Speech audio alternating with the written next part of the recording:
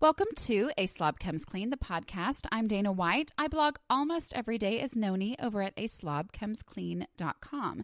To get the show notes for this podcast, which will have links to the posts that I mention or just different things that I talk about, you can go to aslobcomesclean.com/podcasts with an S and click on podcast number 64. This is podcast number 64, and I'm going to talk about my thoughts on hiring someone to clean your home. But before we do that, I'm going to just thank you so much, those of you who have sent me emails or messages asking when I was going to be back to podcasting. This is the beginning of season 3. Not that I ever called season 1 and 2, but this is my third school year to start podcasting. I took the summer off to be with my family because I didn't want to be half mom and half blogger. I needed to be all mom. So took it off. It was great for my family, for me mentally, but I'm also really excited to get back. And I appreciate those of you who have sent me emails. I went to a podcasting conference in July. Actually, it was very end of July, beginning of August. And, it's easy to kind of start thinking, oh my goodness, I do everything wrong because, I don't have music at the beginning of my podcast. I don't edit. People record their podcasts months in advance and schedule them all out. And I am basically, I record it and then I don't even listen and I upload it and release it that day. But anyway, I appreciate the kind words from those of y'all who have sent me. I just had somebody today say, thank you so much for not having music at the beginning. And that just made me feel better because, sometimes you start to think, oh, maybe I should do things better or not at all. But if you do have suggestions or subjects that you would like for me to talk about in my podcast, please feel free to email me at aslobcomesclean@gmail.com. Okay, so I'm going to talk about hiring someone to clean your home. Here's the little story background. I've written about this on my blog before, and it is surprisingly one of the most commented and shared posts that I have because evidently this subject gets people a little bit riled up. But the story behind it is I was having lunch with my best friend. It's been about a year or so, a little over a year. And she just randomly brought up, so do you think you'll ever be able to justify having a maid? Well, I thought she was talking about, because my blog is about cleaning and the kind of the strangeness there that there would be if I had a maid. But she was surprised at how passionate I was about the subject of having a maid. And so later, and if maid is not the politically correct term, which I've been told it's a fine term, but if it's not, I'm sorry, I apologize. But unlike blog posts where I can go back and edit everything, sometimes my brain just talks faster than I think. So anyway, but as far as having a cleaning person, a few minutes later, she told me, she said, okay, let me explain why I brought this subject up. Her husband owns a company. He works from home, and he wanted her to do some work for the company. He wanted her to take on a job. And she, when he said that, said to him, okay, well, maybe that could justify me hiring someone to clean the house. And her husband's response when she, responded that way to taking on this job was, you should go ahead and hire someone to clean the house. He said, whether you do this job or not, hire someone to clean the house because we can afford it. So she had the financial ability to do this. She had, her husband's agreement that this would be something good to do. And yet she did not run out of her house. Why would she run out of her house? I don't know. Anyway, she did not run to the telephone or pull the telephone out of her pocket or whatever we do in 2015. Anyway, she did not grab her phone and call someone to get them to come and clean her house the next day. And her only reason was guilt. She felt strange. She felt like she should be able to do this. So let me share my thoughts on this subject. Okay. First of all, it's idealism. Well, okay. So the number one thing that keeps you from having someone clean your house, which is the thing keeping me from having someone clean my house, is that you can't afford it. And that's a legitimate reason. Okay. I mean, obviously this is something that I can do. I can clean my own house. Yes, it's a struggle for me, but if I don't have the money, then obviously I'm going to clean my own house. No big deal. But if you have the money, and yet the reason to not hire someone to clean your house is just this idea that I shouldn't hire somebody, I should just be able to do this, then that's where you're getting into letting idealism keep you from actually getting things done. Like, idealism is great as long as it's the kind of idealism that you actually follow through with. But if it's idealism, meaning it's an idea that this is what should be wonderful, and that idea is somehow keeping me from getting anything done, then that idealism is a bad thing. Okay. I mean, I've talked about this before, when it comes to, just all sorts of things that you think, well, I should be able to do this.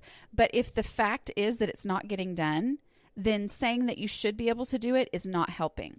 Instead, figure out what it takes to get it done. So hiring someone to clean the house, there is nothing wrong with that. I don't know how, and I'm going to be very U.S. centric here because I don't think this is the case all over the world. I'd love to hear from those of you who don't live in the U.S. what your experiences and your culture, how they feel about this subject. But for some reason, it has somehow become like an embarrassing thing to have a maid. Not for everybody, but it somehow has. When my husband turned 40, which has been quite a while ago now, I threw a huge party for him, invited everybody he'd ever known in his whole entire life, basically. And he, anyway, so the last day I had sent my kids to my mother's house. She was going to bring them with her, and I was going to cook all day long. And so I hired someone to come in and do just a last minute thorough cleaning. Okay. Like everything was decluttered. Everything was picked up. I just needed someone to come in and, vacuum and mop and dust and all that kind of stuff. And so I started asking around and found out that a lot of people that I knew, like way more than I ever thought, had somebody who came in and cleaned their house. Just recently, a friend and I were talking about this subject, and she was very embarrassed to admit, not that I made her admit or anything like that, but, she admitted and was embarrassed about it that she hires someone to clean her house. I don't know where this strange stigma has come in to our society to make it seem like there's something wrong with hiring someone to clean your house. Okay. So here's why I think it's perfectly fine to have someone to clean your house. Okay. First of all, if you can afford it, and if it's not something you love and enjoy doing and love keeping up with on your own, and it is a source of stress for you, hire it out. Okay. Because number one, it's going to relieve stress from you. It's going to relieve stress from your marriage. I lived in Thailand for 2 years. Those 2 years I had a maid. The second year that I was there, I had roommates. Okay. It was the best roommate situation I have ever been in. They were great girls. We had a great time together, but I honestly attribute the harmony of that living situation to the fact that we had a cleaning person who came in once a week. And I think it was once a week. I don't remember. Anyway, whenever it was, this cleaning person came in. And so there's just a tension that happens when people live together over who's going to clean the bathroom, or, oh my goodness, yes, I'm going to clean this, but did you really have to get it that dirty? Or, whatever. There's just a natural tension that happens as you either clean it yourself and wish that the other person was doing it, or you watch it get dirty thinking, when are they going to notice that? All that kind of stuff that goes on in that little cleaning is a tension between people who live together. So, if it can take that stress out of your marriage and you can afford it, then you should do it. Because, another thing from living in Thailand is I was told by several people that it is considered rude to not have a maid if you can afford to have a maid. Because if you can afford it, it's something someone else can do and have a job and provide for their family. Okay. When I wrote this post several years ago, it's been funny to me how many people, of course, I didn't even realize how many people read my blog that actually professionally clean houses. But other people, that just have come on and have come and given their opinion, and how much having this way to earn money for their family has blessed their family, and how much they enjoy blessing the people whose homes they clean. They enjoy giving these people a comfortable home that they can have. Okay. So providing a job for someone else when there's something you don't want to do, or even worse, like I experience on a regular basis, you just don't even do. And so then you live with the negative results of it, that you can actually afford to pay someone else to clean, and then someone else will have a job and they'll be able to provide for their family. I mean, you're helping the economy, people, by having someone come in and clean your house. It's a legitimate thing that you can hire someone out to do if you can afford it. Okay. I'm not saying you should have it if you can't afford it, but I am telling you that the people I know who have people clean their homes tell me, like I have a friend who has someone clean her house. She has a very, high pressure job. She says, she's like, if I lost my job, we would cut everything else out of the budget before we cut out our cleaning person. She's like, that would be the last thing that I would cut out of my budget. Think about that for a second. And this is someone who's pretty frugal. Okay. That is how much of a help it is in her life to have that. Okay.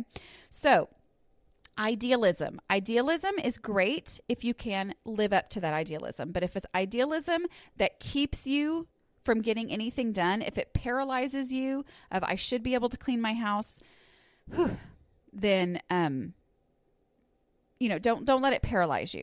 Okay. It's not a positive thing to, let idealism keep you from getting anything done. All right. But there's other things. There's one of the problems, another aspect of this whole conversation that I'm having, and I feel like I'm being very preachy today. Sorry about that.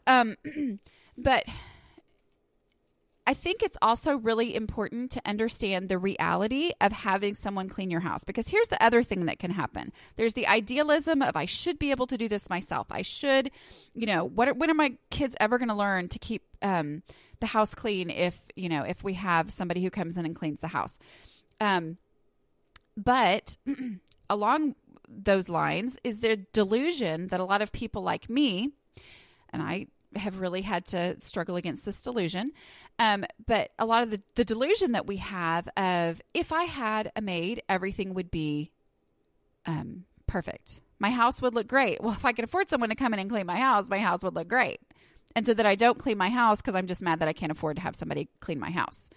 And that doesn't work either, because, ends up in a messy house and one that's not comfortable for the family, and you can't function in it and survive in it. But so there's this delusion. I wrote a post, I think it was in 2011. I don't remember. It was the first time that we went to Disney World with our kids. And, when you're at Disney World, first of all, you only have like a certain limited amount of stuff. It's not like you're living in your real home. You're not cooking in there or anything. You have a maid that comes in every single day. And yet our hotel room was pretty ridiculous. Okay. I mean, like the top of the counter or whatever, I showed this picture. The top of the counter is, covered in water bottles or, whatever it was. It was a disaster. It could have been so much worse if we didn't have somebody coming in and cleaning it every day. But it was kind of a slap in the face, because I was in the beginning. I think it was 2 years into blogging, and I've been blogging officially 6 years as of this week. So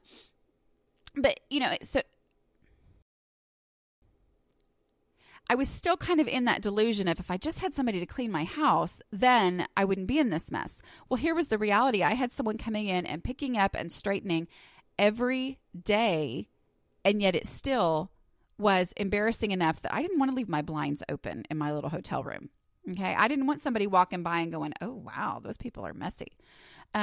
So the truth is, sometimes that the idealism can keep you from hiring someone when you think, when hiring someone would actually be very helpful. But then the delusion, people like me can go, oh, well, what's the point of me doing this? I'd rather think about how easy it would be if I had a maid, but since I can't have a maid, I'll never get it done. So then I never, do what it takes to get it done. I don't know. It's all these idealism and delusions and all these things that I'm so good at. Let me just tell you. Anyway, but that delusion isn't real. And I had a post that one of you wrote that I absolutely loved, and I published it the day after I published the post about my thoughts on hiring someone to clean your house and how if you can, you should. There's nothing wrong with it. Get over it. But this one I'm just going to read because I just love it. I think it is such a great reality check on having a housekeeper.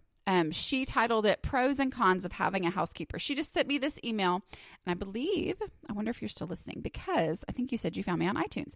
So, but pros and cons of having a housekeeper, and it's just very realistic about the great things and the things that really aren't what we always dream. So I'm just going to read it. Okay, this is not me speaking. I am married to someone who grew up in an immaculate home and with the belief that keeping things nice is a moral issue, not simply a preference. Maybe that's an exaggeration, she said. We've always struggled with housework as a couple, and it has been a constant strain on our marriage from the beginning. By the time the second baby was born, it reached a fever pitch and something had to change. We got a housekeeper, a weekly housekeeper. Don't all of us who struggle in this area believe that if we only had a housekeeper, all our problems would be solved? I know I did. So that was 2 years ago, and here I am reading your blog. Not to say housekeepers are useless. She still comes once a week, and I love her. She has improved the quality of our lives immensely, but I still struggle.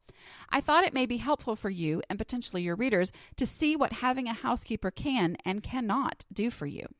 Number 1, she cleans your house, but she can't clean if your stuff is covering every surface and floor in your house, which means every week I run around and yell at my kids for 2 hours before she comes.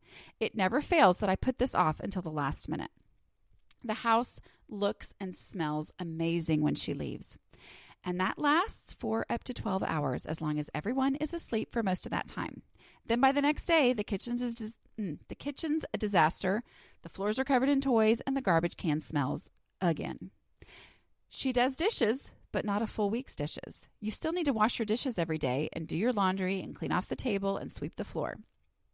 She costs money. We pay her $70 a week.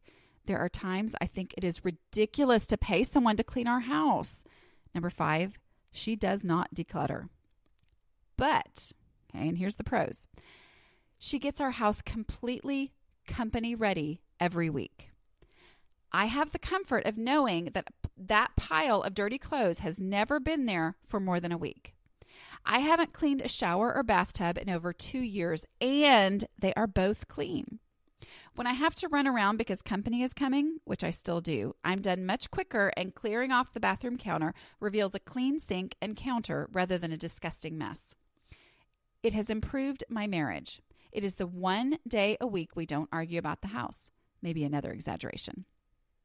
The daily tasks from aslobcomesclean.com still come in handy and help the rest of the week run much more smoothly. Or at least I hope they will if I could actually get through a full week of doing them. I love, okay, this is me talking again. I love this very well thought out list of pros and cons because that's the reality. It is not going to solve all your problems. And so we can't not clean our house because we think, oh, well, that would solve all my problems and that would be so much better, but I can't afford it. And so I'm just not even going to clean my house. I know it sounds crazy to people who don't understand, but if you're anything like me, you get what I'm saying. All right. But it also is such a great example of what it does. I mean, you know, she says right here, it's improved her marriage. It's helped her marriage. Yes, this is one of those things I had to discover over time was decluttering and cleaning, not the same thing. They're really not the same thing. They're kind of two separate things. And, having that, having to have everything picked up and decluttered and put away before the cleaning person comes. That's something that's kind of overwhelming to somebody like me, but at the same time, it's great motivation. And let me just kind of share a little bit where I am. I made a really exciting announcement this week on the blog, and that is that I have signed a contract with Thomas Nelson, the publishing company, to write 2 books, like 2 real, like hold them in your hands and turn the pages books that are going to be in like real bookstores and things. So I'm very excited about that, but it's a little bit overwhelming. I have always wanted to be a writer, and I've worked over the last 6 whole years, to turn this blog into my job. And, this basically makes it official that writing is officially my job. And I do have a, full-time job, even though I've been putting full-time hours into it for a long time. So I'm excited to be doing this, but I'm also overwhelmed, with the idea of, okay, I've got to do this. And right or wrong, that has brought my husband and I to a point. I've shared before that we've hosted a home group in our home for our church. It's a group of, people, anybody's invited. But it's just, couples that come to our house on Sunday nights. And we've done that for 6 years. We actually started doing it right after I started the blog. And I remember my husband thinking, or, looking at me like, are you insane, as I volunteered to do this? But it's been a great motivation over the years for us to, at least on Sunday night, our house is clean, which means on Monday, I just get to get going on the daily stuff, and I'm not worried about, disaster recovery from the weekend, like happens on any time when I didn't have that. But our, things have changed, and they've kind of changed the format some, and the kids, the home groups are going to involve not just, parents, but as the whole entire family. And that, plus some other things we have going on, plus the fact that I am writing a book this fall, it's due November 20th, have me very overwhelmed. And my husband and I talked about it and decided that we were going to take off this fall from hosting our home group, which makes me really super sad because I love it. I love that social time. And it also makes me irritated with myself that I'm not wonderful enough to, feel like I can have every nook and cranny. Because honestly, let's just be honest. Little kids, they open doors and cabinets and everything. And I'm just not quite there in my hospitality readiness to be able to handle that. So that's, that plus just the extra stress of, okay, it's not just getting my house, surface a couple of rooms ready where I can stick the adults. It's got to be like in and out every last little bit, has to be perfect. And anyway, I know I'm rambling, but my point is, it was a really hard decision for us to make, but we have made that to take off for this fall while I'm working on this book. But another thing, I said to my husband when I got this book deal was, okay, well, I'm going to get a maid. And of course, his response is not that he doesn't want me to get a maid, but that what is that going to do for your blog? Because I write about cleaning my house. Well, I'll tell you, I actually am at a point right now where I don't know what I'm going to do. I at one point thought I'm absolutely going to get a maid. And if I do, you can be sure that I will be telling you all the ins and outs of what it's like and the good and the bad and the ugly and the wonderful and all that kind of stuff. I'll be sharing that on the blog because I think that's a legitimate, realistic thing that people, with my brain condition need to understand. But right now, I don't know. I'm kind of panicking because I'm thinking, I got to get my house completely clean before I can have a maid. Like that's my hang up right now, as I think, will I actually be able to do that? But then I look at it as well as being, okay, if I don't have the home group to get me to a certain level every week, maybe a maid would accomplish that same purpose every 2 weeks or even just once a month so that it doesn't get out of control.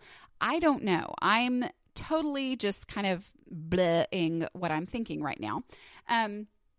Because it is. It's just kind of like, and how would I find them? And what would I do if, I get somebody who, it's all those same kind of hangups that people have shared on these posts that I was talking about today, like, oh, how do I find somebody? What if I don't find somebody who's trustworthy? Blah, blah, blah. The one person who I'd kind of thought I would absolutely use her if I ever could, well, she's got a different job now. And so she's not cleaning houses anymore, so it's it's kind of like, okay, what, I going through this and just trying to work through it in my head. I'm just letting y'all know, as my listeners who I strive to always be completely honest with, that this is something that I'm considering. I don't know, but I can guarantee you that if I do hire somebody, you'll hear about it and you'll hear all the ins and outs about it. But the truth is, do what you need to do in your home. Do what you can do in your home. And if you can afford to have somebody come in and clean, great. Or what are some other ideas? What about a friend of mine and I talked about this. She brought it up, and I actually said no because it scared me to have her come into my house. But she said, we had kids the same age. Our kids were little bitty. And she said, hey, let's do a play date every week at each other's houses. We'll switch off and we'll clean each other's houses. And that way we can talk and clean at the same time and the kids can play. That is honestly the most brilliant idea in the world. But guess what? I didn't do it because of the overwhelm that I felt at the idea of getting my house to the point where I'd be willing to have her come in and help me clean in my house. I said no to a very close friend who offered to come clean my house after my second child was born. That's what she wanted to do for me. And I said no because I was too embarrassed. I regret those things. And now I'm in this position right now where realistically I could hire someone, I could bless them, and I could have them come in, and I'm dealing with all those same emotions. So even though I'm going to preach this subject and I want to give you the freedom from, just some random stranger on the internet that you don't even personally know, yes, I absolutely believe that if you can have a maid, you should. But I also acknowledge that there are real hangups that are real reasons that keep people, from doing this. So I will keep you informed on if and when anything happens for me in that area. But like I said, I am super excited about this book deal. The first book will be released. Did I say it was 2 books? Anyway, it is. The first one will be released January of 17. It's due November 20th of this year, 15. So you kind of see how long of a process that is. But I'm really excited about it. I started the blog because I wanted to be a writer. And so this is a dream come true, and it's just exciting to think of expanding kind of our little slob club into more people who need to hear. And there are just people who they're not on the internet. And so this will be a way to kind of expand that. And I know that I get a lot of requests for paper books instead of ebooks. And I do understand that. So this will be great for those people who need to hold something in their hands to read. But thank you so much for joining me today. I hope that you will go to aslobcomesclean.com and look in the sidebar at the ebooks that I have available. Up on the menu bar as well, just below the header, I have a link to all of my ebooks, including one called Giving God the Worst of Me. And that one is completely free, but it's my heart in an ebook. And if you haven't read it, I would encourage you to read that one. It is the story of how all this began, because, I totally get the strangeness of the fact that I'm writing a book that has anything to do with cleaning and organizing when I'm me, and I am not perfect. But one of the reasons that I went with Thomas Nelson, I really loved the conversation that I had with the acquiring editor. We talked, and she was just so on board, and I felt like she really got what it is that I do. And I asked her this question. I said, okay, what are you going to do the day after the book is released, when there's all this hype and excitement, and then the next day or the next week, I show a picture of my messy master bedroom that has gotten completely out of control because I was working on a book launch. I said, what are you going to do? And she said, yep, that's fine. She said, you don't change the way that you're doing things. And I really appreciate that. Those of you who are listening all the way to the end, because we're almost at 30 minutes, I hope you understand that too. And my goal is to be honest.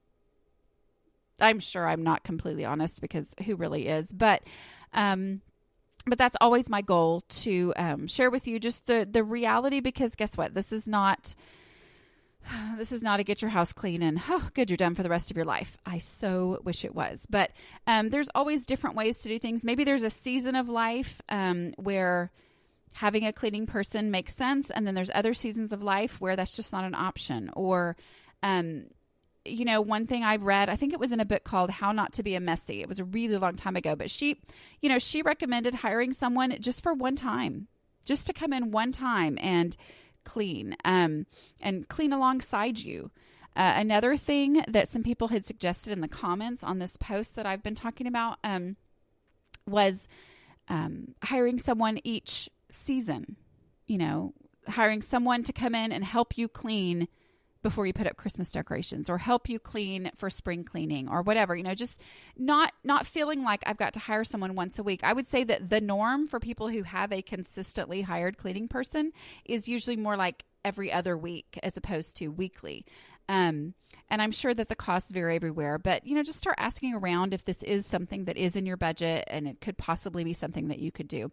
But thank you so much for joining me, and I will talk to you next week. Bye.